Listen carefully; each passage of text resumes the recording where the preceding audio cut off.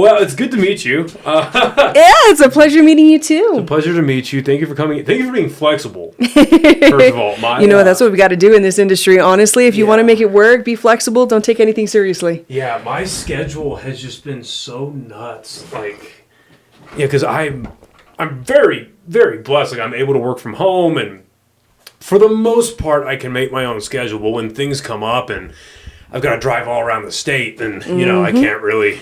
I mean, what's good is we're in Albuquerque. Usually, it doesn't take us too long to get from one end of town to the other. But at the same time, when it comes to family or personal things, you never know how long, and quality time is important. Yeah, and because for the job that I do, I manage different. I don't want to be too specific. I manage different sites across this, not really across the state, like up all the way up to Espanol and then down to Belen and a few in Albuquerque. So when things happen, I have to drive around a lot. Anyway, introduced to you by mutual friend DJ Animal. Shout out to him. You're very involved with the film industry. We were just talking about auditions you have coming up and projects you're working on. What made you want to get into film, into acting? Is that because are you born and raised in Albuquerque? Yes. Okay, because maybe it's just me. I don't know, but in Albuquerque, it's very entertainment. Even though we have a lot of things that are getting filmed here over the last 15 or so years, entertainment's like either in LA or New York. It's not really a thing for people in Albuquerque to do. Yeah. But what made you want to get into acting? Well, first off, let's just go ahead and say I am a creative through and through. So whether it is singing, acting, modeling, writing, painting, jewelry making, one thing I can genuinely say is that I'm just a creative at heart. So it's just something that I've been called to all of my life. So I started singing in funerals and weddings by the time I was 10.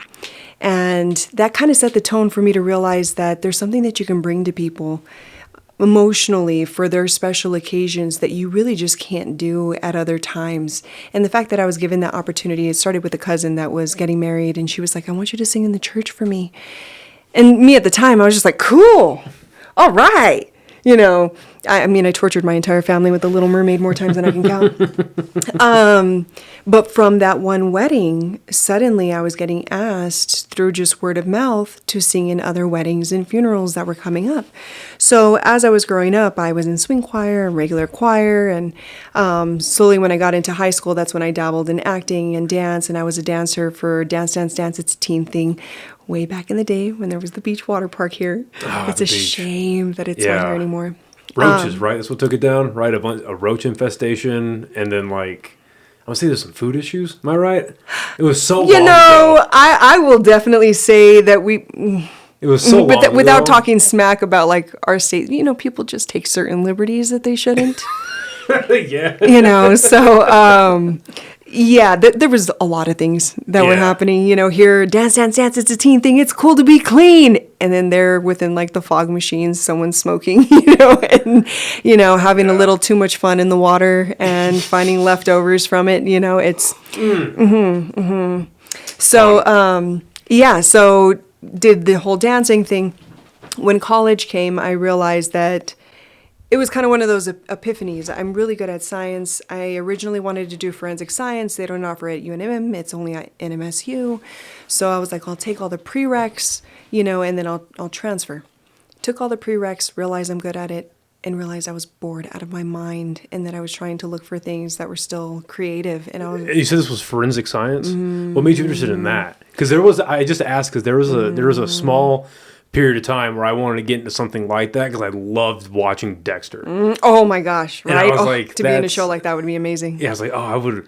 That seems like a fun job, being some kind of analyst or whatever. And then I just suck at math and science, so I was like, all right, can't. Well, there you go. Yeah. I mean, there's certain things that are our calling, and you can be good at something, but then realize that there's just this innate part of yourself that pulls you in a direction, and that's what happened to me. I realized I would rather be a broke ass for the rest of my life than dedicate myself towards something where people are relying on me and me not putting in my 100% attention. Improvised Intelligence is sponsored by the amazing people over at Chopped Chili. If you've been a long time listener to the podcast, you know that this is my favorite brand of chili here in New Mexico. Pretty much put it on every meal that I can. They've got red chili, green chili. My personal favorite is this blend of the red and the green. I think this stuff is phenomenal. They also have frozen bags of green chili that you can order directly from their website at choppedchilico.com. You can also find them in stores around the state of New Mexico at Sprouts, Albertsons, Farmers Country Market, John Brooks, Keller's Farm Store, Lowe's Market. You can also find them in Albuquerque, Santa Fe, Hobbs, Gallup, Tucumcari, and for all my friends in Texas, they are in El Paso. Again, choppedchilico.com. Go get yourself some amazing chili. Now back to the podcast. So I changed my degree program, and so I graduated with at UNM with a theater degree, emphasis in acting.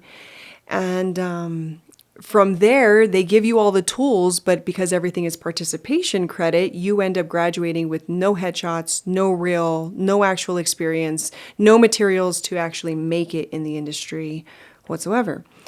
So I was like, I'm leaving this state as soon as I graduate. I'm done. Yeah. Sure enough, in 2008, Brian Cranston and Aaron Paul actually came into one of my classes for a Q&A. And they brought in their awards. They had just done their first year, of Breaking Bad here. And they let us take pictures with them, and they told us their backstory. And it was in that moment that I realized, oh my God, it's in New Mexico. What? No! And then I was like, well, I don't come from money. I don't come from a family that's already in the industry. So, I mean, I would rather be a big fish in a small pond than a little minnow in an ocean full of sharks. Yeah. So that was like my initial, but then I realized that with acting, my family was actually upset with me. They were like, why didn't you do singing? You've been singing all of your life. I'm like, it's because it's my security blanket. It's the one thing that I depend on in different emotional states or, different circumstances in life. I would hate to be forced to sing and then realize I ruined the one thing that I depend on. At least with acting, I can sing, I can dance. I'm also, when I was a kid, I was in Kempo karate. I've done Brazilian jiu-jitsu. Like, I'm very active physically. So I'm like, in this area, I get to do it all. It may not be all in one project, but I get to challenge myself physically, mentally, in every capacity, even psychologically, spiritually. It's, a lot of the times you're learning acting techniques, but they're not actually teaching you that what you think becomes your reality. Your brain does not know the difference between thought and action. So when you are thinking something repetitively and you are in a character, the reason why there's so many psychological issues that actors go through is because the body doesn't know the difference. So how do you mitigate that? And it's like, you have to know where you sit. You have to know where your chakras are. Yeah, downloading all that kind of information into your brain over and over and over, and then literally acting out, even though it's make-believe, the blood's fake, nobody's dying, in theory. Nobody's dying and no one's getting hurt, usually. Your brain going into that pattern of repetition can't... I remember watching interviews with the kid who played Dahmer. Evan Peters. Where he was visibly kind of bothered talking about the role afterwards. He's like, yeah, I kind of just took a break from acting after that and tried to refigure out my life. And it was like, yeah, I mean, he did that role so well. But, I mean, when you're playing this absolutely monster of a person, no pun intended, but like this monster of a person whose whole MO was entrapping young gay men and then eating them. And then you're going to they probably spent 5 to 7 months shooting that. What does that do to somebody? You know what I mean? And he plays, he's great as Quicksilver, but he plays pretty dark roles over and over in those Ryan Murphy projects. So it's interesting what happens to people that consistently do that. Well, I feel like when it comes to being in positions of power, like technically that's a power place, right? They want to dominate or be in control or powerful over others in some way. I feel like that's a little bit different. And it's a shame that they've gotten into those truly dark places, because to me, I can easily justify something bad I've done, you know what I mean? And that they deserved it in some capacity, What I feel bad for is the victims. Like when you're having to be in a mindset of being completely vulnerable, where you have no control, no power, and you're being brutalized day in and day out for however long a movie or a show is. And it's like, it's so important to get out. So I had done a film in 2023 called Spiral into the Yellow Void. Right now it's going into film festivals. And this character is basically, she's a psychic who's able to pull out people's suffering, but she's not able to do it for herself. And she can't get medicated, being that like she is taking on all that negative energy. You know, she's suffering from severe depression and all of these things. And if she takes the medicine, it interferes with her psychic abilities, you know, and there's rape in here, there's suicide in here, there's alcoholism, there's cutting, there's a lot. Yeah, it's a family-friendly movie you're making over here. Yeah, it was really brutal. So it was important for me that I feel like it has to be like a light switch. You have to know who you are so strongly that you're able to turn it on and off. You know, so I have my shopos, which are like my dinosaur shopos, you know, and so like once the scene was done, I would throw on my shopos and it's like, no, now I'm me. Yeah. You know, and I know the difference between this person and who I truly am as a person. And that's that there was a lot of correlations. Like even when I watched the movie and or people who have seen it, they're like, that's not really far off from who you are. In fact, when I first read the script, I remember telling the director, oh my God, like, did you know me? Like, did you know that I do energy work? Did you know that I do psychic work? Did you know, like, that I basically help you? Like, obviously there's some differences between myself and the character and how things are done, but I was really, truly baffled. And then even just like his approach of, hey, you were recommended, and I want to be able to meet up with you and talk to you about this character, and we can go from there. And I was like, okay. So we met up, and it was just in alignment where I read the script and was just mind blown at how close things are, even to my perspective of a lot of the times, you know, we go through these really dark things in life and we can be like, why me? But really, at the end of the day, if you get through those dark paths, you found the light, right? And nobody wants help from somebody who has never gone through it. You can't tell an alcoholic, hey, Right. Stop being an alcoholic, but you've never been an alcoholic. They're going to say, F you. No way. Like, I ain't listening to you. But if you've gone through something like that, then there's something relatable and they're more willing to listen. Obviously, there's other areas that are darker than that. So in this film, it also shows the physical manifestation of her depression, and that the ones that see it are ones who have also gone through depression. So in other words, a lot of the time you're fooled by the mask because you're unaware of this particular phase or, you know, energy field that she's in. But if you are familiar, you see it. And then you also have to realize that at the end of the day, each of our choices are our own. So you can't carry guilt when someone makes a decision that hurts the world around them, you know, if they decide that they're not meant for this one. You mentioned that you were recommended by the director found you off of recommendation. Mm-hmm. What I'm curious about is with acting, how do you navigate getting parts? I know you have to film, you have a self-tape, you have your headshots. Are you just looking for projects that are happening near you, or you're looking for casting calls? I mean, do you go through a management? And it's so foreign to me because, I mean, like with stand-up, it's like, okay, you go to open mics, you hope you get better. You hope you figure out how to be funny. Maybe you start getting booked for a brewery show or a shitty bar show, or you just kind of keep going. You hope that at some point a club finds you, or a club finally answers your email, or you just keep going like that way. There's still some kind of like, no one path is the same, but it's like, okay, open mic, shitty bar, maybe a comedy club if I'm lucky, and then you're kind of middling in those waters for upwards of 10 to 12 years, and maybe you might get theaters, or you go regular at a club, or whatever it is. How have you found it is for acting where you can find some kind of progression system? So first off, passion is recognizable. If you actually have a passion in something and you love doing what you do, people recognize that immediately. It's not something that you really even have to show. You naturally will show it because you're proud of the things that you did. Yeah. You're like, hey, I did this. All right, like, look, this is what we're doing, and this is what we have it set up, and blah, blah, blah, blah. And then there's this elevated energy, and then everybody else around is going, well, wait, what? What are you doing? I want to be part of that. And so I call it creating the bandwagon.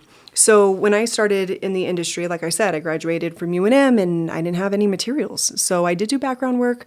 I did stand-in work. How did you find that? Background, easy enough. You can just go on social media, Facebook page, see which ones are like background casting. Very simple process, even if you had no education whatsoever and just want to see if it's something that you like. You basically can contact them and they will ask you for your basic info. How tall are you? How much do you weigh? What's your eye color, hair color, this? And then just send in a headshot. And basically they keep you in their little roster of, all right, we're looking for, Hispanic males to be, prison mates or whatever. Right. You know what I mean? And then they kind of fill in that way. Now, let's say how do you get out of that? How do you start like getting roles? Because you really can't get an agent until you already have a pretty solid resume saying like, I already have some classes underneath my belt. I've done some film work. These are already things that I've done. You have to have the ability to show it or people be able to say, yes, I can vouch for you. You took my class, and you've done the work. But there's tons of indie projects. Like if you even just go and you're looking, local indie projects, see what they're posting. If they're looking for certain parts, challenge yourself that way, So yes, take some classes just so that you know what you're doing. You know what I mean? Because there are technical things. How do you angle your body towards the camera? If there's more than one camera, how do you position yourself? How do they make things look a certain way? Like how is it if it's close up on your face, a close-up shot, and your motions for that. So I have to be very careful. I'm very expressive. My face shows a lot. If I know it's a very tight close-up shot, I really have to watch how much my face moves. I learned in college when they had it on a huge wall, and it was some commercial, and my eyebrows literally looked like caterpillars crawling across. And I was like, no, never again. So you have to see yourself. That's the only way to really know what you're doing. And then when you see yourself mess up, trust me, you ain't going to do it again. So it is getting that experience. But ultimately, what I did was I did all I understood the hierarchy. I had already done the background. I had already done the stand-in. And the next year they were having the 48-hour film festival. And I was like, I'm going to put together a team. And I remember my partner at the time was like, what do you mean you're putting together a team? You don't know anybody. And I was like, I know enough. Like everybody knows somebody. There's ways for us to network. Like even if I don't know. Yeah. Small, I was like, I'm going to put together a team. I'm going to put out whatever positions we need. And then we're just going to go from there. We're going to do this. And that's exactly what I did. Now, is it, a masterpiece? No. Did we succeed though? Yes, we did. Did everybody come in? And what it did was it put me on the map of not just somebody that's saying, hey, pick me. I'm really good. I've trained, I'm really good. You should hire me. That feels desperate to being a person of, oh no, she was willing to put together her own team. She's an active player. And so even from that, and people who were able to meet me during that film festival, they were like, hey, there's this other festival that's coming up. Would you want to be part of it with our team? And yeah, cool. Hey, we got this independent project. Would you like to be part of it? So actually within 3 years, I was a must join for the union. So I had already landed my third. When you say union, is that SAG? Yeah, unfortunately, that's the only union that we have. That's okay. I'm just curious. Present. Okay. Yeah. Okay. So SAG-AFTRA, they combined it. It once was SAG and AFTRA was for television. They combined it together. Now it's SAG-AFTRA. I honestly feel there's a lot of change that needs to happen, and it needs to be an entirely different union. There's really, anyways, that's a whole other topic. Well, no, yeah. And it can get into political stuff. What have you experienced with? Because I think it's important to hear because high-level actors will say whatever they feel like they have to say at the time for whatever issue they feel is important. But I think it's important, too, to hear from people that are at the indie circuit coming up in the ranks of what they're experiencing with organizations. What have you experienced with the union that you feel like could change for the better? So I've been I joined the union in 2011. And I can genuinely say that for all the years that I was a part of the union, I never qualified for health insurance, no matter how much I made. For Lovecraft Country, I was paid... That's a great show. $32,000 for that one role. But they had underwater scenes. I had to wear prosthetics. I had to speak in a language that's been dead since the 18th century. What role were you in Lovecraft Country? Yahima.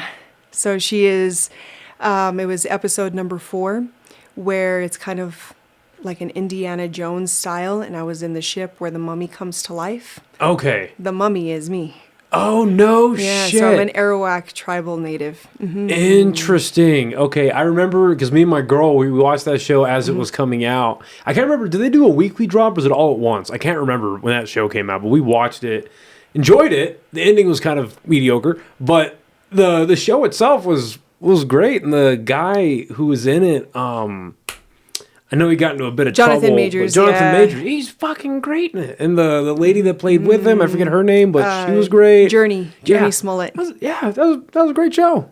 Yeah, no, I mean, That's cool. I didn't know that was you. That's so cool. yeah. That's I so mean, cool. it was a role that challenged me in so many ways. And I was so excited to be given that challenge and be able to feel like I could truly step into it in its full capacity. So I am two-spirit. I do have masculine, feminine energy, but that has nothing to do with your actual sexual organs. That basically is saying that energetically, you are both, and how you navigate flip-flops between the two. So anyways, I identify as two-spirit, and they were looking for someone who's indigenous, so I'm a Mescaleto Apache descendant. And so I had gotten a call, and they're like, hey, you fit the basic criteria. Are you willing to wear prosthetics? And I'm like, sure. Well, I mean, what kind of prosthetics are you talking about? And they were like, we need to make you a prosthetic that goes over your lower body of a vagina and a penis side by side. And I was like, oh, interesting. So I even looked it up, and there's not a record of anybody having that where it's a vagina and penis side by side. I was like, just so that you guys know, being two-spirit has nothing to do with actually being male and female. It is literally talking about spirit, and that's why not everyone can say that they're two-spirit unless they have a certain belief system. So anyways, I was like, I understand we're working with the visual format. I'm fine with it. So they were like, okay, you're also going to have to speak in an Arawak tribal language that's from that region, from the Caribbean. It's been dead since the 18th century. We have someone who studied it, basically put it together to be spoken as best as possible. We're going to pair you with a dialect coach to make sure that you're actually saying things correctly. So that's something that you're going to have to work on. So I knew that was going to end up being a little bit of a process. And I was number 1 on the cast list for a film called Driftless. And that was right before I was supposed to be on Lovecraft Country. So basically I was going to Michigan to shoot it out in Michigan for a month. And then I was coming back to New Mexico, and they were like, we need to actually do some tests on you. And I was like, what do you mean? Like, what do you, and they're like, so how are you in water? And I'm thinking to myself, oh, interesting. I'm sorry. Like, I'm not exactly rich. You know what I mean? My swimming pool was a trash bag with a hose inside of it. And us like keeping up the ends. And that was like our personal pool. So of course I'm not going to say that. I was like, look, I won't drown, but I wouldn't say that I'm a fish. Yeah. And they were like, perfect. You go ahead and come back from Michigan. We're going to evaluate you. We'll get you whatever lessons you need. Then we'll fly you out to Atlanta. And then in Atlanta, we'll evaluate you again to make sure that you're able to do everything that you need to do. But just keep in mind, you're going to be in a 24-foot tank where your feet never touch the bottom and there's only 4 inches of air above your head. Sick. Wow. Okay. So I actually started doing the Wim Hof breathing exercises because I really had to that's the guy who spends a lot of time in the ice, right? Yes. But Yeah. oxygenating the cells to the point where your brain doesn't go into panic mode when you're Right. not getting oxygen right away. So I knew that for the bare bones basic, I needed to make sure that I can control my breath. So I basically did that the entire time I was in Michigan. Could hold my breath for 3 to 4 minutes without moving, whenever you're doing just like stagnant, the exercises themselves. And so when I got here, they set up the evaluation, I'm driving to it, and then they call me and say, we don't know what happened to the person that was supposed to evaluate you. So we're just going to go ahead and fly you out to Atlanta, whenever the time comes, and we'll evaluate you then, okay? Well, yeah, sure, no problem. Oh my God, I got off that phone call and I was like, oh no, like I definitely need to make sure that I'm good. So at the time I had a personal trainer for Brazilian Jiu-Jitsu, and I called him and I was like, Mike, hey, I know that you obviously are my Brazilian Jiu-Jitsu instructor, but do you know anybody that could possibly teach me how to swim, like at least the bare bones basics? I need to be able to at least pass, the things that are. The rec center with all the other kids. He's like, well, what's required? I was like, look, this isn't a film where I'm some high school swim team jumping off diving boards. This is me swimming for my life in a crash of water. This is not sexy. About the whole thing is, can I last underwater and can I do what's necessary when I'm in it? Right. And he was like, okay. He's like, actually, I can teach you all of that. Really? He's like, yeah, I have a friend that has a saltwater pool. I was like, really? Cool. That means my eyes won't burn out of my head. That's awesome. And we set up the time. Basically, he told me, when you can crawl on the bottom of the pool to and from without having to come up for air, we'll know that you're good. And then he obviously taught me how to tread with my hands and my feet and all, the things that I would get evaluated on. I passed those things pretty easily. And so I only spent 2 hours for one day, and then the next day I did another 2 hours, and I actually was able to do it. So I was like, oh, sweet. All right. I got this. I'm good. I went out. I passed my evaluations. But it was interesting to get into the water there in the tank because first off, I'm wearing these robes and they hadn't finished the outside walls of this tank yet, the actual design. So they're like, hey, you're going to get into the water. Just make sure not to touch the chicken wire. Chicken wire? Why is there chicken wire? And I can't control whenever you're stagnant, the, material starts going out, and they had even I already have a lot of hair. They had put even more hair on my head. So all I pictured, I had a total panic moment for a second. I just pictured the hair and the fabric, like crawling over me like tentacles, and that somehow I was going to sink to the bottom, and this is going to be like and I was like, no, you're fine. Geez, you're fine. They did have these, like pillars that were in the water. So even though we're in the water, our feet don't touch, we could hang on to a pillar in order to not have to tread the entire time we're in the water. Because obviously, even for the shoot day, we were in there for 12 plus hours. Fuck that. Mm-hmm. Nah. We get into the water for the rehearsal day, and sure enough, just spreads out everywhere, right? And I'm like, oh my God, I'm like trying to wrangle myself in. And they're like, okay, guys, come over here. This is where you're going to dive into the elevator. So the elevator scene where we go in.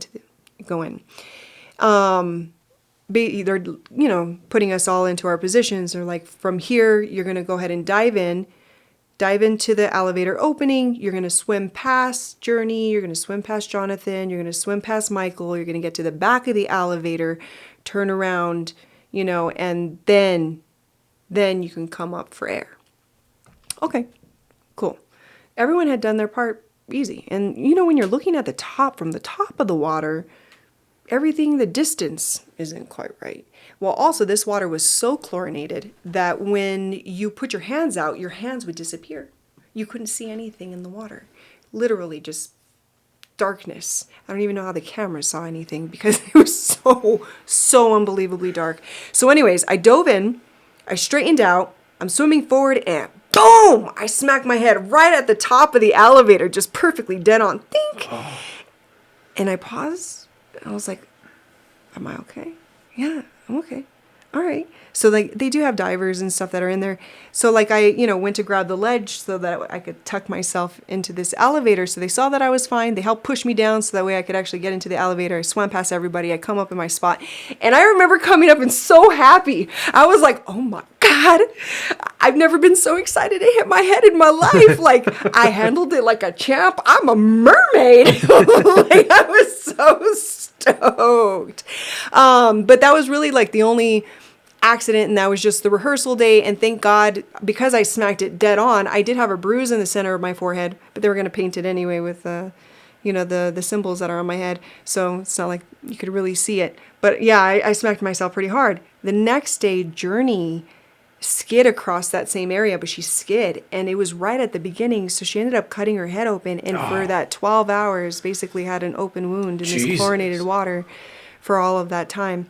But yeah, like it was really incredible. And even it's not just having to learn lines in a different language, you have to understand the lines so well, because I don't know if you know how things are shot, but it's never in sequence. It's not like you can learn the song and you start it from beginning to end. You're going to have to start wherever you're turning, wherever you're at. You have to keep the same continuity. When are you moving on what line and for what reason? Right. And what was hard with that one as well is they wouldn't allow me to print out any pages. And they would only give me a 24-hour window to write whatever I needed to down. So I was having to handwrite everything. And when they first sent me the breakdown of what I was saying, it wasn't side by side of this is the line that means this.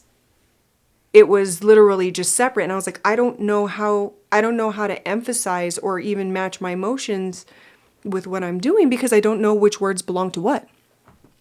So that was genuinely a task. So anyways, when I'm saying what I got paid for it, I feel very blessed and privileged that I was able to get that. But it wasn't because it was easy. Like, they definitely put me through the ringer all the way around. Yeah. It was definitely work. So anyways, I'm sorry. I went on a whole tangent. No, you're good. So just so you get paid a little north of $30,000 for it, but there was no healthcare. There was no healthcare. Yes, there you go. General things you've ran into with the union that could be improved. Okay, why do I think that unions are good? Well, I like sci-fi, horror, fantasy. Usually those are remote locations, remote places, little crew.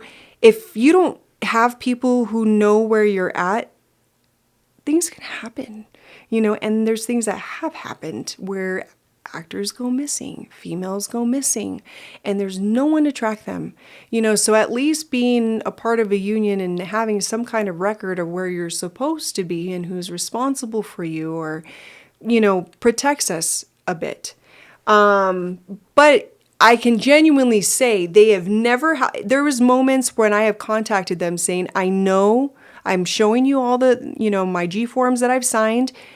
We can see everything that's here. I know it's not being logged in right. I know I'm not getting paid what I need to get paid. I had one project where I was literally $5,000 off, never got that money. Okay. I had where I was cast for a film where I needed to be naked. And I had the assumption, I was comparing it to background. So background, you pretty much know what you're getting paid for what. So your base pay is usually whatever the minimum wage is. At the time when I was doing it, it was below $10 an hour. And then whenever I started doing stand-in work, it's between like $11 and $12 an hour. If you get featured, it's between $150 and $250 for that day. And if you're naked, it's $450 to $550, So basically there's tiers. And then if there's a smoke, you get a bump for it. If there's wetness, you get a bump for it. If there's heat, you get a bump for it. If there's cold, you get a bump for it. And it depends on what state you're in. Like New York gets a lot of those. Unfortunately, for a small state like ours, small market, we don't get a lot of those perks. So that's why for a long time we could do background work even though we weren't covered for union members to do background work in New Mexico. Is that at the time or is that now? I think they just fixed it. I'm going to have to actually look into that as far as I think there have been some updates in that area where now I think they are actually paying union actors. But at the time it wasn't. There wasn't. Okay. It wasn't. Okay. And that's if this is a change, it's within the last 5 years. You know what I mean? So it's not a recent thing. Right. Or it's not a long time thing. Right. So the pandemic. Okay, so let me fast forward a little bit. So, you're talking about this like roller coaster. You have all these steps of things that you're doing, all these projects that you've been in, you're working your way up to finally get to this point. 2019, number 1 on the cast list for Driftless, finally, have this amazing role in an HBO show. I'm like, sweet, I'm at the top of this roller coaster. I can't wait to like enjoy that ride, you know, just enjoy that dip. But then the pandemic hit, and there was no premieres. It was the most anticlimactic thing ever. There wasn't any opportunity to network or to do anything. So I basically experienced probably like the highlight of my career in silence, you know, in the comfort of just my home with, you know, a couple of my family members. And so that was an interesting change. And then I was still working 2020 into the beginning of 2021 on a couple of projects. And then they created the right to work. Was it? Yeah, the right to work agreement. And basically it was saying that you needed to be vaccinated, and not just vaccinated. Like, let's say you got the Johnson & Johnson, it was supposed to be a one-time thing and done. No. They wanted you to get the Johnson & Johnson, and if there was any boosters from any of the other ones that you were supposed to have, you were supposed to also be boosted. And I was like, that's no. Now me, I'm pretty holistic. I do my best, and like, not to say I'm not vaccinated from birth, you know what I mean? I'm an Army brat. I've definitely had vaccinations from moving around, you know, and being in that environment. But when it comes to this, it's one of those things where you guys haven't tested it. You guys are giving the same amount to a 4'11" female that you're giving to a 6'4" male. You guys have no idea what it's doing to the different races, or if there's already pre-existing conditions and how that can aggravate. I mean, there's people who can't even drink orange juice on certain medications. Right. And now you're asking them to do. So mainly for me, it was, look, everybody has the right to make a certain decision for themselves. And I know people were like, well, you're trying to protect others, you know, by getting vaccinated. I'm like, okay, first off, that's not how viruses work in general, but okay, whatever. You know, I was like, when has there not been cold or flu medicine on the shelves? They're always mutating. And even for a flu vaccine, it's a guess. They're trying to predict how they think it's going to mutate, but basically you could be exposing yourself to something, you know, to build some antibodies that are in a completely wrong direction. Yeah. You know, so it's a personal choice if you choose to do that. So I was really upset. I called the union, the law office of the, you know, SAG-AFTRA. And I was like, hey, this goes against the Nuremberg Code. You know, the Nuremberg Code says at least something has to be tested at least 3 years, you know, in order to mandate it across the board for everybody to do. And they're like, well, this is an EUA. So it was a very strange time. And it's funny you bring up the Army because, so I got out of the National Guard in 2023. And so when I remember being in my unit when obviously the pandemic was happening and we just gotten back from a deployment, and when all of the discussion about, and I am going to tie this into what you were talking about basically the forcing of it. So they're telling us about how, like, look, this COVID vaccine is coming out. And our commander, I had a lot of issues with him, but on this one he was pretty spot on, and he was pretty frank about it. And he's just like, hey, listen, guys, this thing is coming. I can already tell you how it's going to go. You're either going to get forced to do it, they're going to threaten to kick you out, or you're going to find a loophole to get out of it. If you think you got a loophole, work on it now. Otherwise, it's either lane A or lane B. And I was like, let's see what happens. And because there was a time, I'll be honest, there was about maybe until like, because COVID really started for New Mexico anyway, in like March. I'd say till about June, they had me. I was like, oh, fuck, what is this? What's going on? But then I was just like listening to a lot, because I, especially like a year or so leading up to that, I was really starting to think, hey, I don't think we're getting told the truth about everything, and I'm not too, whatever.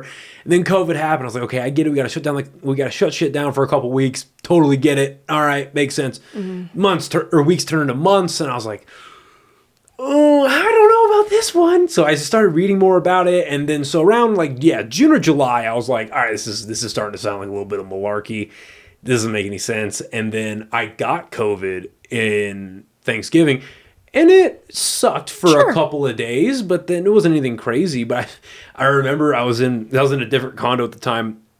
I remember the night that I was playing video games. My buddies were all on our microphones, and Back then, I chewed a lot of chewing tobacco. That's why I'm on. And now, I like those too. I use these more than I ever fucking chewed. But I remember I was talking to my buddies. I was like, guys, I can't taste my tobacco. And they were like, no way. And I was like, I'll be right back. I go upstairs.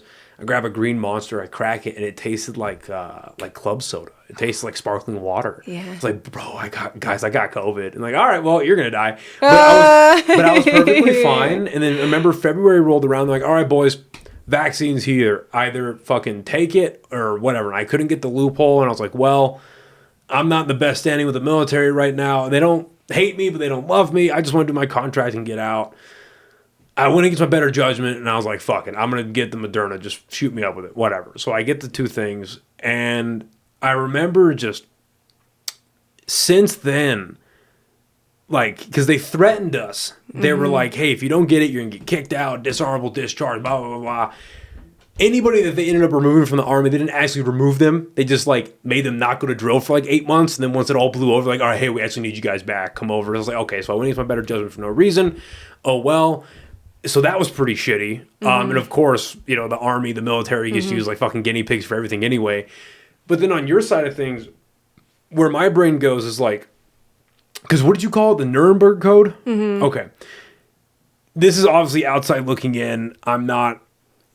Even right now, I don't consider myself a part of the entertainment industry at all. I mean, I'm a amateur comedian trying to be a club comic. You know, like I'm just trying to be better than an open mic. That's really it. And I don't know, like I just look at the Hollywood side of things, and not even from like a political standpoint, but like factually speaking, it is extremely liberal leaning. It's extremely culturally influenced. Let's put it that way. And wherever the culture's going, Hollywood tends to follow, entertainment tends to follow, and there is something to be said for Hollywood influencing culture and influencing political sentiment.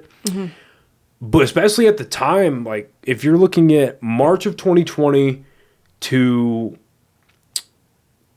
I mean, the end of 22 and it going into 23, it was just COVID. You need to get the boosters, you need to get the vaccines, and then the Anthony Fauci emails came out where he was telling people, yeah, masks aren't going to work. This thing is mutating quicker than we can, whatever. These vaccines might not even work. Then, like, I remember because the vaccines rolled out, at least for us, February of 21. Yeah, February of 21. And in, it's like right around that time, plus or minus 2 months on either side, they passed this thing in Congress where it said the pharmaceutical companies could not get sued for vaccine injuries. It's like, okay, what? Then who's liable when you're forcing it? Well, it's like, who's liable? But it's like, why do you feel the need to do that? Why do you feel the need to give yourself... It's like with the pardons that Biden obviously didn't do it, but whoever was auto-pinning it for him, for his son, for Fauci, for all these people going all the way back to 2014. It's like, why did you feel the need to do it all the way back to 2014? Why did you feel the need to do a pardon anyway? So it's not entirely surprising that not only was it forced upon all of Hollywood, but the union did nothing to protect you guys. Nothing. Literally. Well, they told me... because after that, when they said it's an EUA, so it's null and void, and I was like, well, what about HIPAA? What is that? Null and void? No. Before that, in UA. EUA. So like EUA. an emergency. It's like an emergency, global emergency. Oh, okay. So because it was a global emergency, basically any rules that were already set to protect our health and our decision making were thrown out the window. And so the Nuremberg Code, which is supposed to protect our right to be able to say that we're not being mandated, it was completely thrown out the window because of that. Yeah. I was like, this is insane. I was okay. I was like, well, what about HIPAA laws? I mean, especially since the AIDS pandemic, you know, there was a lot of discrimination, and it was agreed upon that no one needs to know your personal health, regardless of what it is. Like, your personal health is yours, and you need to obviously protect yourself and those around you. But... I was going to say, so my question, because I completely agree with protecting personal information and medical conditions and all of that, and not discriminating. I totally agree with that. My question too would be like, not for something, it includes it, but not necessarily something extreme as AIDS or HIV, but what, because, okay, so I'll put it in this framework. So you go to get a tattoo. Okay. And you have to sign a waiver saying that you don't have any bloodborne pathogens that you know of. You've never been diagnosed with anything, basically any bloodborne virus or pathogen or whatever. And then, so you're saying that to your knowledge, you don't have anything on your end that could infect anybody, basically infect your tattoo artist. And then on the tattoo artist side, they do all of they should be doing all of their protective, everything that they do to basically prevent anything that they may or may not have getting transferred to you and back and forth. It's a sterile environment. You're both acting in good faith to ensure the environment for this basically procedure, that's what a tattoo is, is in a sterile environment. They always use clean needles, it's fresh ink, everything is saran wrapped and wiped down, all that stuff. What kind of protections like that are there? And this goes into the COVID thing too, because I remember Law and Order at the time. They were even filming with and they would have other people wearing masks in the TV show, you know what I mean? So what happens or what should be happening on set to make it a sterile environment in theory? Well, I could tell you what they did for the first year when, because like I said, I was still working that first year when everything shut down.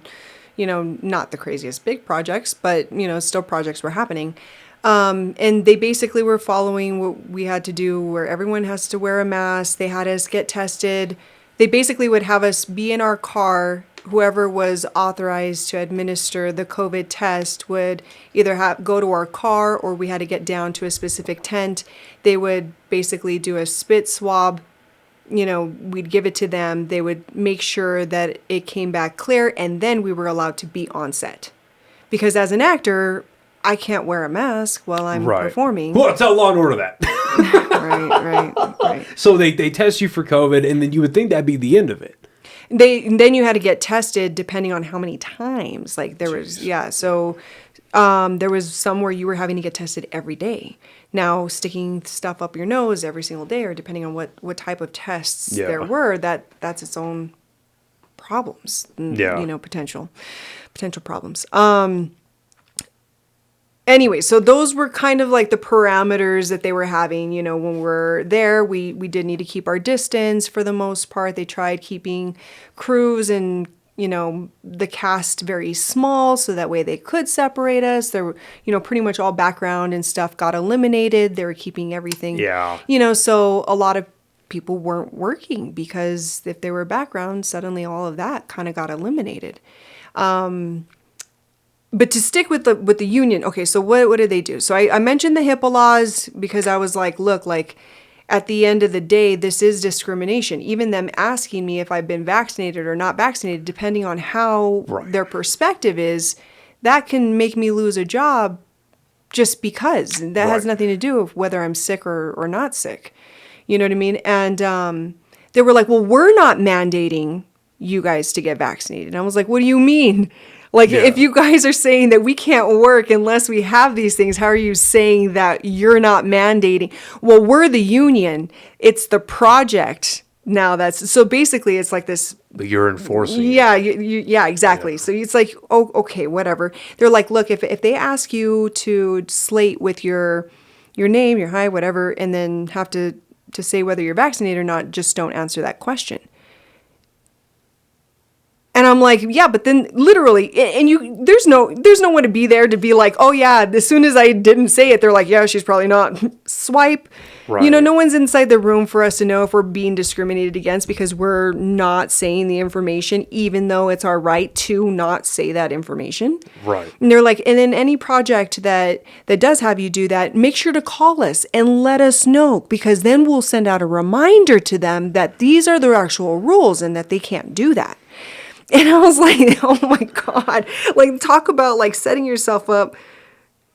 Oh, well, Monique went and called and reported that we were asking, oh my God, really? Well, again, the culture, I'm sure it's still like that with different political issues today, but at the time, especially when you have, you you're asking questions that are you're supposed to show the vaccine card. In New York, they had a soft version, but they had a version of vaccine passports in New York and California, whereas like you couldn't go to a movie theater, you couldn't go to a restaurant unless you had your card saying you're all these things.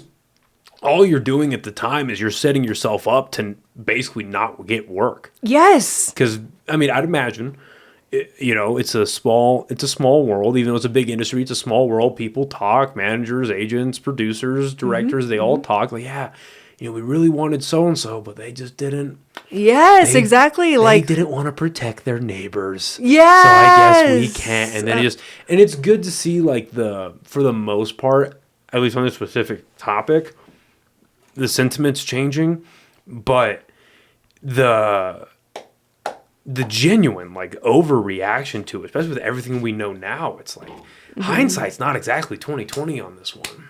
Right. Well, I thought for sure I wasn't going to get cast on anything.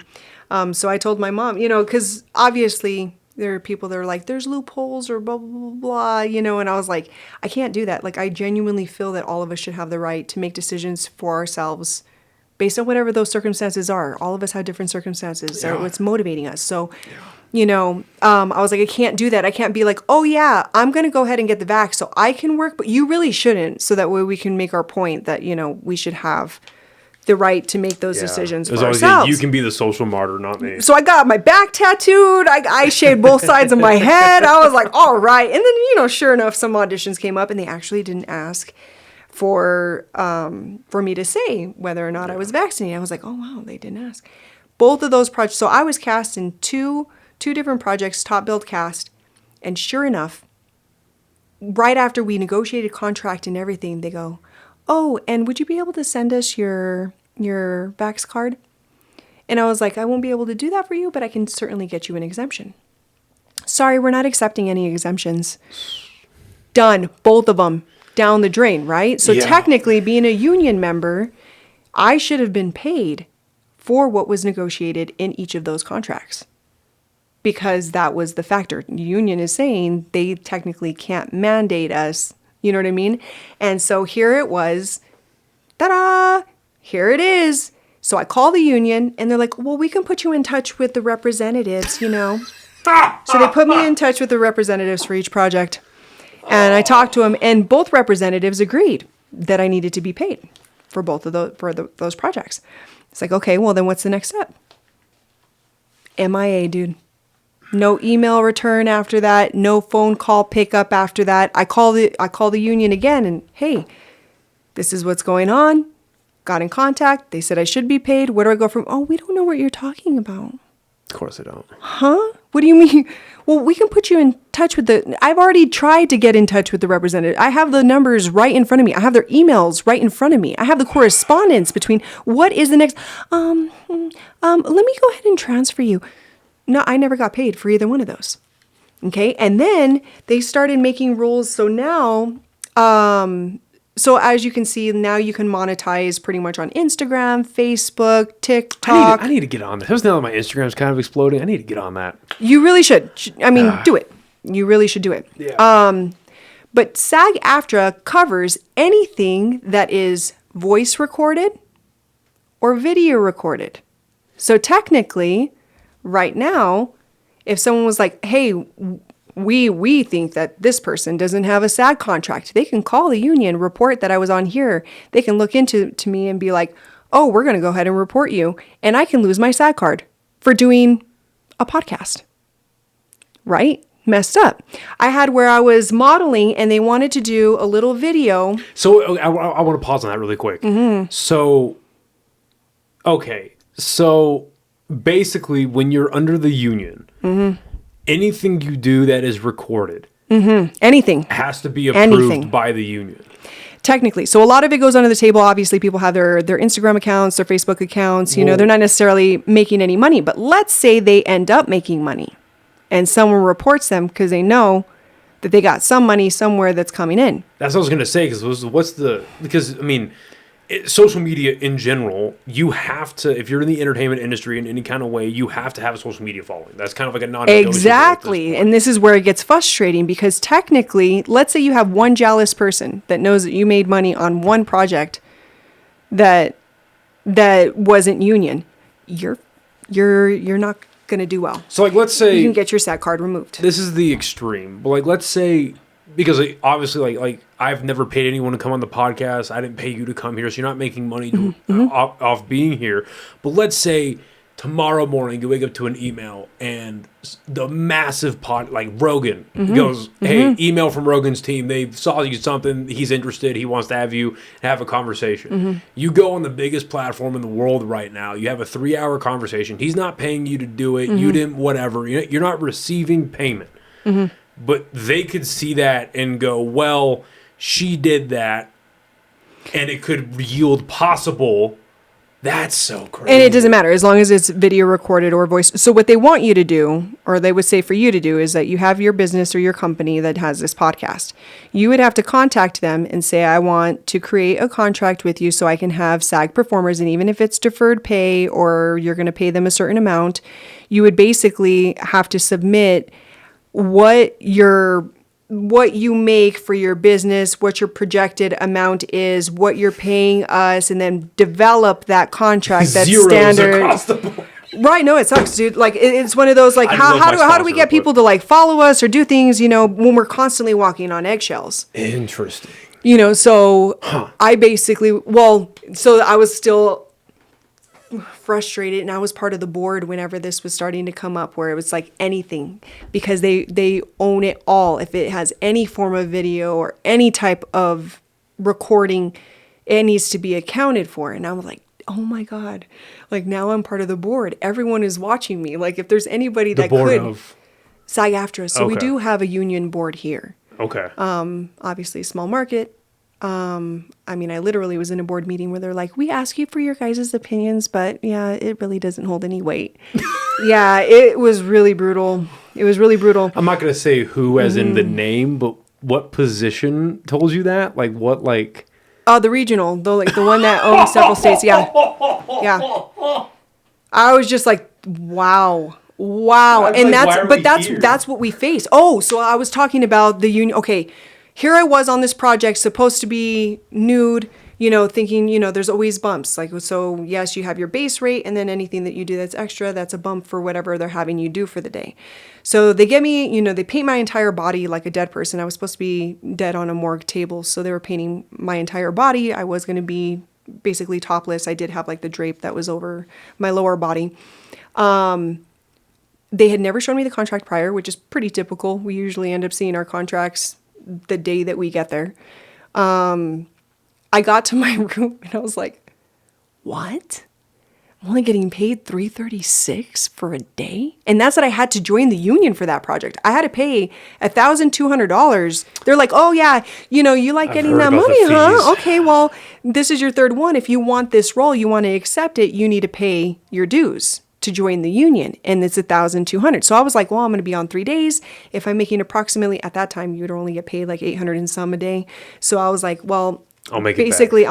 I'll make it back. I'll make at least like half, and then of course you have to pay your agent, and if you have a manager or whatever, and they take out a third just for taxes. Honestly, so you make So of the $32,000 that I made for Lovecraft Country, a third came out for taxes. Okay, so now you're down to 22. Okay, then 5% went to the entertainment lawyer. Okay, so say you're down to 19.5. And then 10% went to my agent. And this is off gross. This isn't my net amount that I'm having to pay them from, off the $32,000. I literally walked with like maybe 14, 15,000 out of 32. Yeah, it was really brutal. But that's the money that basically helped me survive during the pandemic, so I'm definitely grateful. Well, you're grateful for it, but it's like I would like to see my extra 15,000. Yeah, that's crazy. I wonder if it ever gets to the point now, because I kind of, again, I'm ignorant. I'm outside looking in, but I kind of view managers and agents. I view them as like. Remember when travel agents were huge? When you had, like, if you had the money for it and you want to go on a big vacation with your family or whatever, big vacation, you had to get a travel agent because they could book you the best flights, the best hotels. They could get you the best deals, show you where to go and all that stuff. Then you flash forward to about 2013, 2012-ish, you start getting websites like hotels and bookings.com and whatever.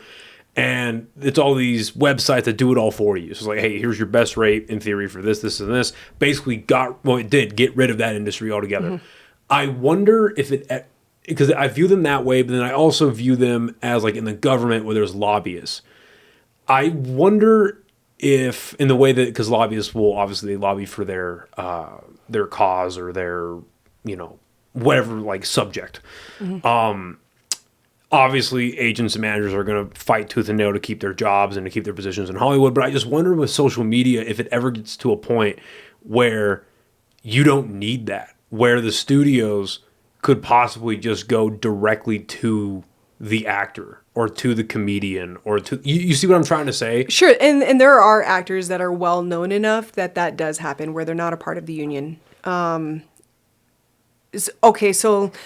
let me try tying in some of these because I realize like I go back into this story and like I'm not filling in the gaps of like what you're asking for.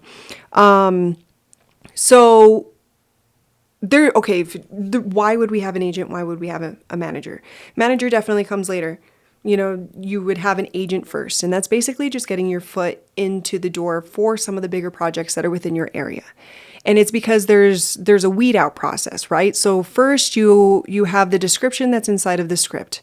And so the director or casting director basically reaches out to agents and saying, hey, we're looking for somebody who's blue-eyed, light-skinned, dark hair, 5'6". And so basically your agent goes through and says, these are all my blue-eyed, dark-haired, 5'6". Fits the description, right?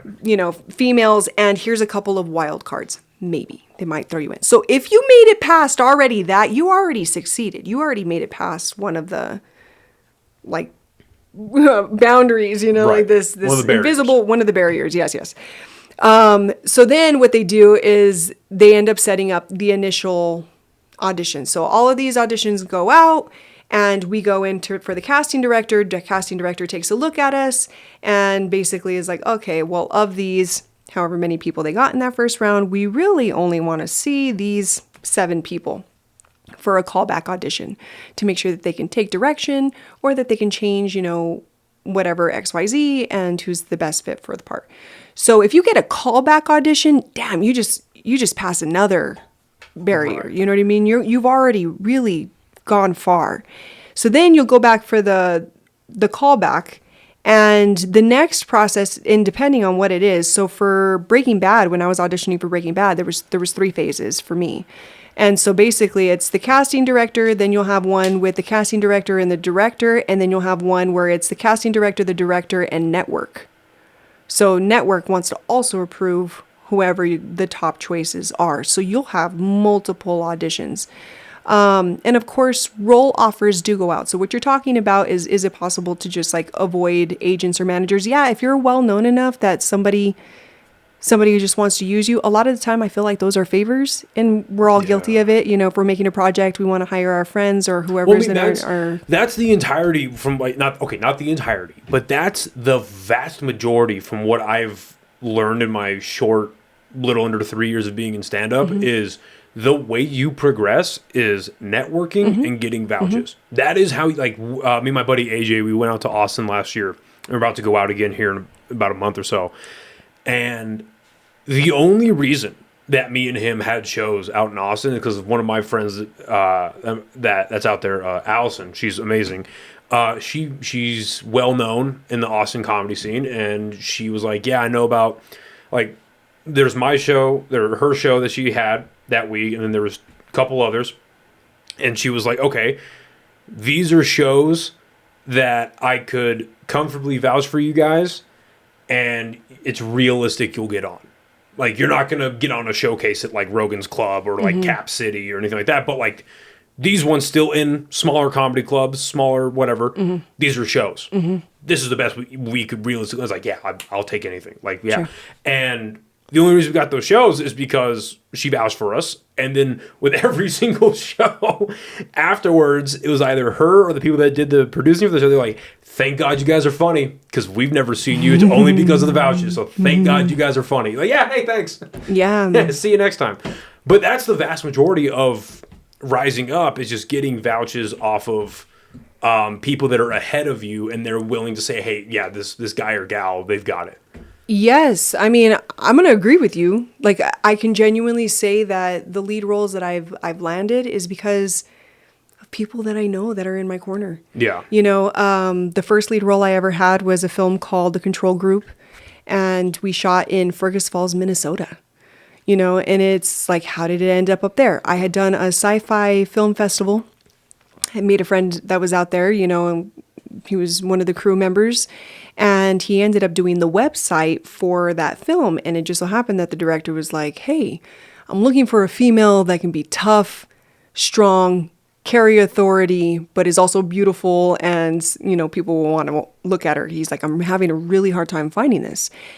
And he was like, hey, I have a friend that I think you should really take a look at. And he had recommended me. And sure enough, I auditioned for him and I was cast for the role. So had I not have worked on that sci-fi film festival where I made no money whatsoever, but it was fun to be with, you know, friends creating projects, I would have never gotten that opportunity. Right. You know, but because I was actively working and people knew that I was actively working, and then they had worked with me on some smaller projects and they know how I worked, when bigger things come up, they end up pulling me in and they're like, hey, I really want to work with you.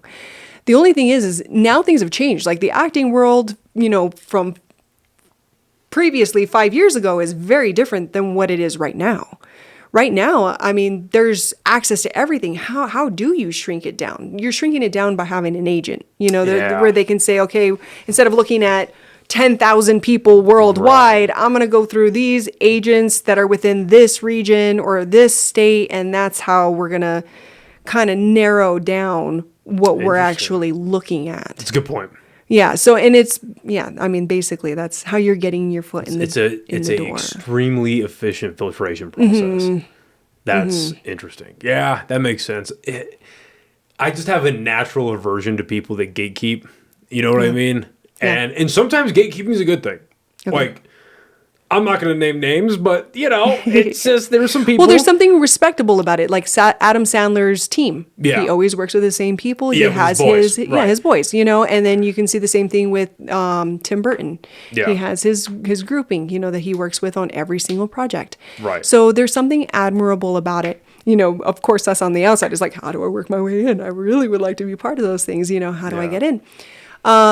Well, I mean, but there's some truth to that, because like there's this guy, I forget his last name, but his first name was, I believe, was Sahib. He was a comedian that came through Casadas a few months ago, and I did a guest spot on his show, and I was in the green room with him and his opener and his feature, and they're just homies. Like, they became friends through stand-up, got along real well. Now the headliner, whenever he, depending on what part of the country he's in, those are his two guys that he brings around. And honestly, if I was in his position, yeah, I'll give a guest spot to like the local guys that are good or whatever, but I would love to travel the country with my boys and just do stand. So I totally get that too. But then on the flip side of it, there's just people that are in positions of power that just gatekeep for no reason to the most extreme end. And then you've got the exact opposite. We're like, no, we'll let everybody get a shot. It's like, wait, okay. This is a little interesting. I understand why you're doing the extreme parts, but you can't let everybody have a shot. Right. You can't, because then you just get, well, not just, sure, you have like the talentless or the unfunny, but you also just have psychopaths. And you can't do that either. Yeah. No, seriously. Can't do that either. One last thing I want to ask you before and we're going to do this again 100%. I would love to. I think you're very, very interesting to talk to. Thank you. You're working, I don't know how much you can talk about it, but you're working with Quesada on a project that's coming up. Did I understand that correctly? Yeah. So Stephen Michael Quesada is basically acknowledging we come from small market. So when it comes to Latinos, Latin, you know, anybody who is of that ethnic background, and including indigenous people, we only take up 5% of all films made globally. So we even like, you'll see a film and it's like, it's diverse, and you'll see every region except for Hispanics. Like they're never ever in anything. Obviously, I do think that it's important for us to acknowledge it's not just us breaking into their markets. Like I don't agree with that either, where it's like, oh, well, we need to make sure that we have one of every single No, you create your bandwagon and then your people come. Like that's part of the networking, right? So I think it's very important that us in New Mexico really come together and help each other out to grow and show that we have something to offer where we are also bringing in money for ourselves. We're creating content. We're creating stories that also mean something to us. So Stephen Michael Quesada being able to bring Latinos together, talk about topics that we actually want to go through, bring comedy, through our culture and these topics that we're going over, I think is really powerful. So, hey, shout out definitely to Quesada's Comedy Club. Anybody that wants to go and laugh, for hours, definitely go ahead and hit that up. When you went to I'm curious, I saw on your Instagram that you went to the 2-year anniversary. Mm-hmm. What show did you go to? Friday. You went Friday. Okay. Yes, nice. yes. So yeah, I mean, it's good. It just feels so good to laugh. And that's what I would say, that I'm not a very funny person. I may accidentally be funny, but it usually is just me being honest. So what are you guys working on, or what are you working on with him? Like, what did he bring you into? Like, is it like a film? Is it like a... So originally it was supposed to be short film, geared towards being an episodic. Now it's turning into a feature. So there's definitely, it's evolving. It's definitely growing and expanding, and he's doing his best to have all these moving parts come together and solidify a foundation for us to actually work from. There's a lot of things that we're going to have to definitely come back, because there's more. Like right now, I'm also working on a project with, actually, let me go ahead and pull it up so that way I can plug it properly. Yeah, plug it properly. Make sure that I'm not missing anything, Well, I just think that's so cool that he's putting... he's a busy guy. He has a lot going on, and it's good and not surprising at all. But it's good to hear that he's doing a project like this, because he does a lot for local entertainers that he does not have to do. Mm-hmm. Like that, the fact that he put an emphasis on his club that they want to put local comedians on that stage as much as humanly possible. Mm-hmm. They've had local comedians headline multiple times when they don't have to. It's a great thing. It really is, especially for local. It's like specifically for local comics where we don't have a lot of access to clubs. Yes, it's a invaluable asset that he's made. Absolutely, invaluable. Absolutely. Yeah. Just showing that, we can also grow within our environment. Yeah. There's ways for us to make it happen. It's not an easy process. It's a lengthy process, but those who are diligent in finding things that they love makes it happen. So I ran into this gentleman. His name is Evan Dahl. He has Single Core Studios, and basically what he's offering is high quality animation and VFX without the need for a Hollywood budget. So he's already done his first feature film. So basically it looks like a video game. Cool. The whole movie is... His name's Evan. That name sounds Evan familiar. Dahl. Evan Dahl. Mm-hmm. And it's Single Core Studios. And he's already done his first feature. He got 36 different awards from film festivals just for that first feature alone. Nice. He's done music videos, which is fantastic. Now he's doing the sequel, so the second one of, following the same line. So actually, I'll go ahead and just read this little snippet. Wait, is it this guy? Let me see. Yes. I know him. Okay, yes. From... How do you know him? From the military? No, don't tell me. My mom dated his dad years ago.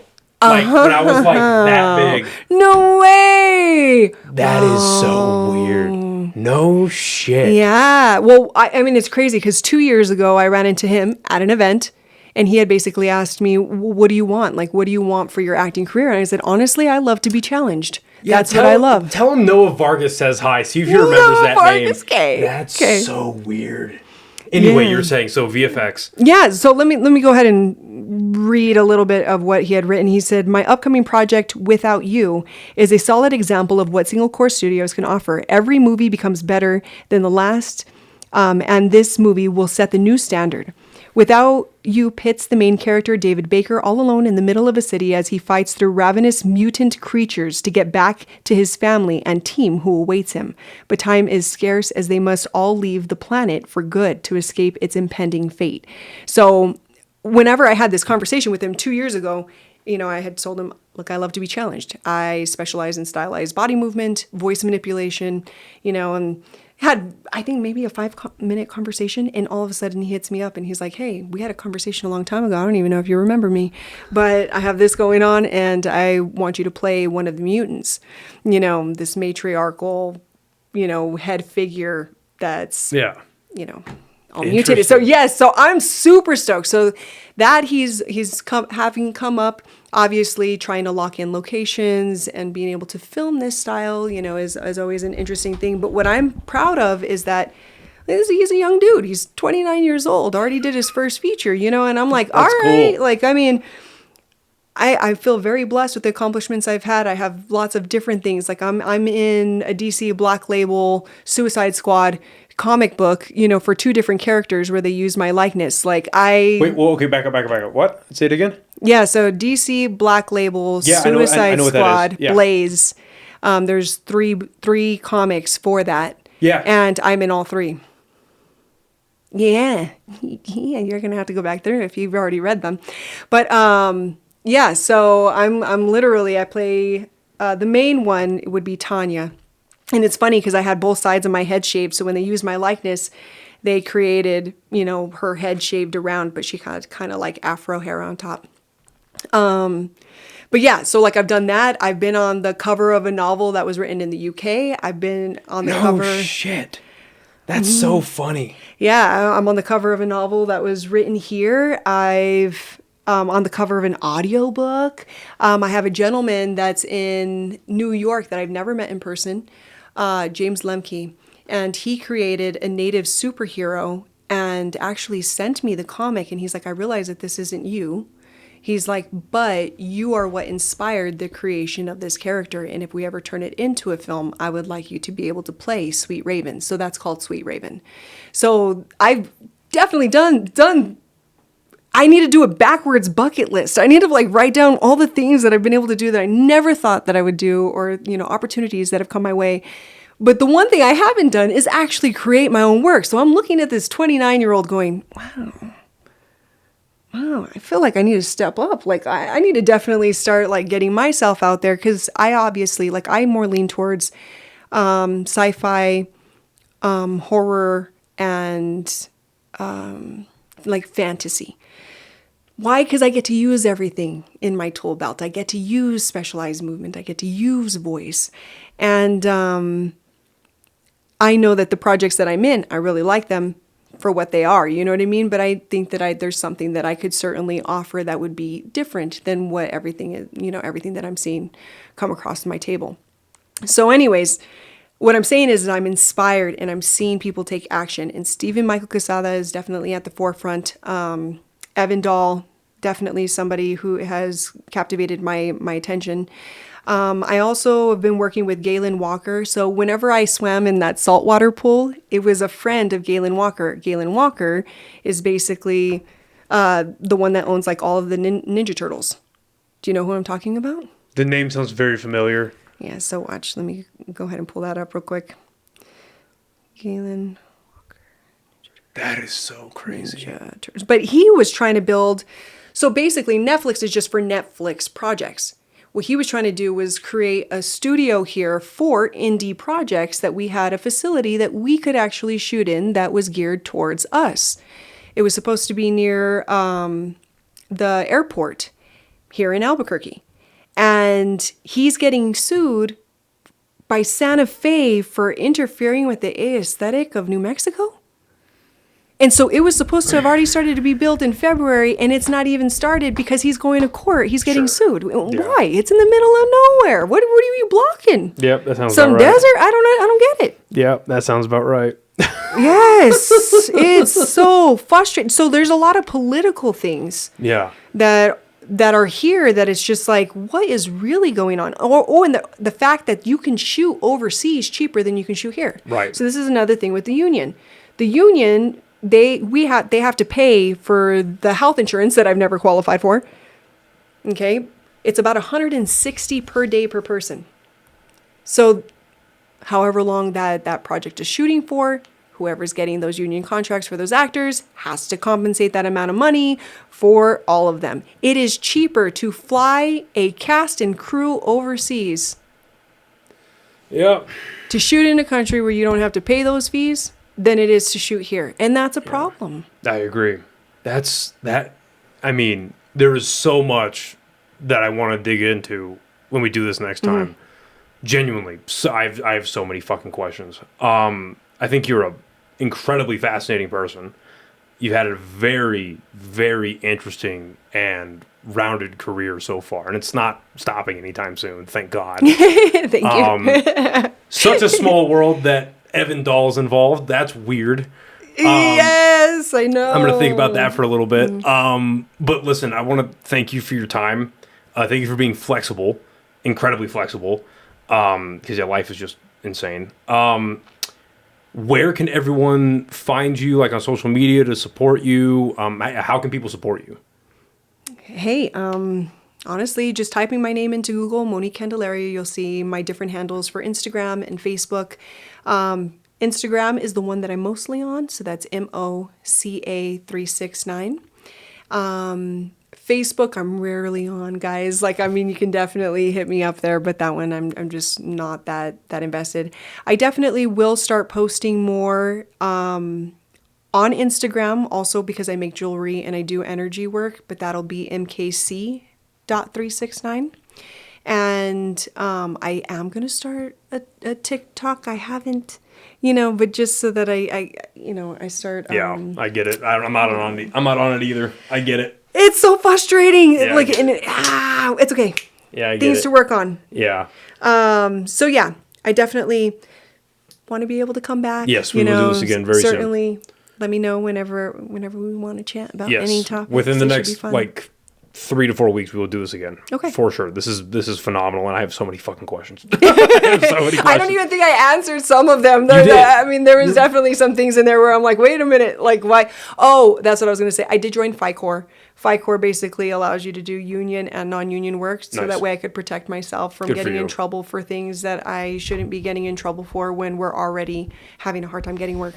Good for you. It is looked down on. I definitely caught flack from SAG-AFTRA from it, but I'm like, you guys haven't protected me. You guys haven't done anything, even being on unemployment and then being like, well, you're part of a union. Well, where's your hiring hall? Well, we don't have a hiring hall. Like, we have agents for an audition, but there's no actual place to say, hey, you are recognized as a performer and we are using you as a part of our roster for these projects. That doesn't happen. Maybe that should happen. Maybe that's something we can do here of like, hey, we are part of the actor world here. We've proven ourselves to be professionals within our field. When projects come in, you basically have access to professionals and we are part of that hiring team. I don't know. I know things need to change. Even with AI, there needs to be solutions where it's like, hey, look, like, you want to use my voice? No problem. You're going to make money on the back end because you ain't got no money right now. That's fine. Just let's see if we can get, the things that say, hey, should you make money? This is what we can make, and if you're using my likeness, just give me credit for it until I agree, and just make sure that it's approved. I don't want to see myself in some weird, I agree. Crazy content. But anyways, so much to talk about. No, yeah. Thank you for coming and doing this. This has been fucking fascinating. I'm excited to do it again. Thank you everyone for listening and watching, and we'll see you next time. Bye, everybody. Bye.